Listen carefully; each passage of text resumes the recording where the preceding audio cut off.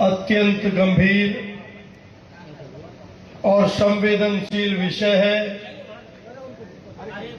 बहुत संवैधानिक दृष्टि से महत्वपूर्ण विषय है।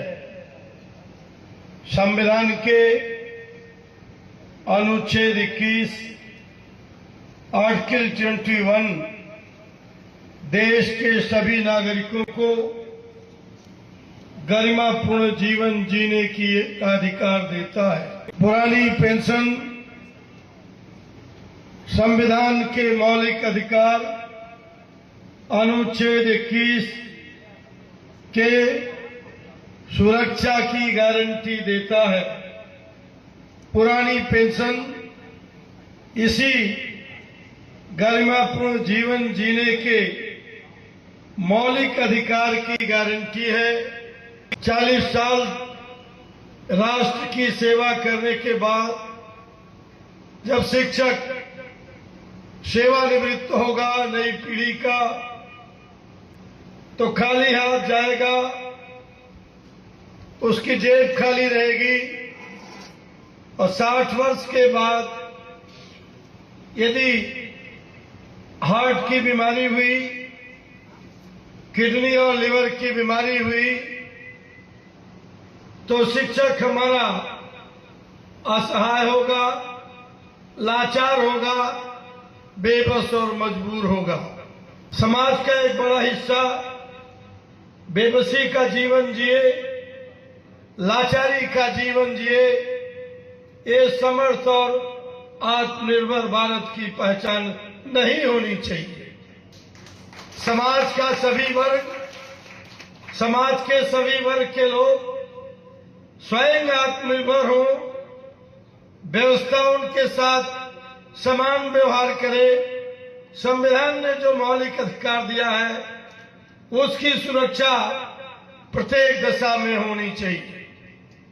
ये 40 वर्षों की सेवा के बाद शिक्षक रिटायर हुआ तो उसका इलाज कैसे होगा? इसलिए पेंशन कोई भीख नहीं, ये सेवानिवृत्ति का अधिकार है और ये फैसला माननीय सर्वोच्च न्यायालय का है। सरकार से पुरजोर मांग करता हूं कि सरकार माननीय सर्वोच्च न्यायालय के फैसले का समादर करे और पुरानी पेंशन बहाल करे। पुरानी पेंशन के खिलाफ वे लोग बोलते हैं जो स्वयं पुरानी पेंशन पाते हैं। जिंदाबाद जिंदाबाद। मैं रोज के अखबारों की आर्टिकल पढ़ता हूं, एक भी ऐसा नाम पुरानी पेंशन के खिलाफ नहीं आता लेखकों का जो स्वयं पुरानी पेंशन न लेते हो। और एक तर्क दिया जाता, वो तर्क नहीं कुतर्क है। तर्क ये दिया जाता कि देश की अर्थव्यवस्था सक्षम नहीं है, पुरानी पेंशन अर्थव्यवस्था पर बोझ बन गई। मित्रों, पुरानी पेंशन अर्थव्यवस्था पर बोझ नहीं, बड़े औद्योगिक घरानों के लाखों करोड़ रुपए माफ कर देना भारत की अर्थव्यवस्था पर बोझ बना। शिक्षक कोई कर्मचारी नहीं, शिक्षक राष्ट्र निर्माता है।